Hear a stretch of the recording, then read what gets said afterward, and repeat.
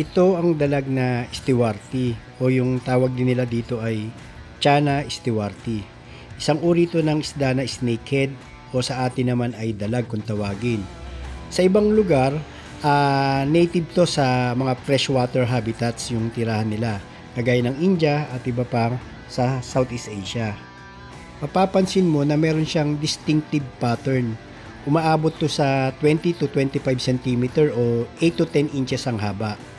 Nakatira yan sa mga ilog, sapa, kahit sa Wawa Dam natin, nakakita na ako ng mga dalag eh. So, pare sila ng dalag. Ganun din po yung tirahan nila. Ano po sila eh, predatory, yung medyo agresibo.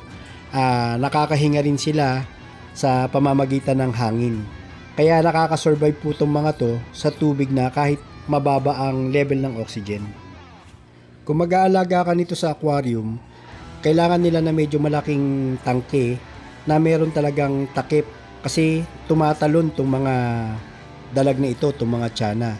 At carnivorous din sila, kaya kaya nilang kumain ng mga buhay at mga frozen na mga karne.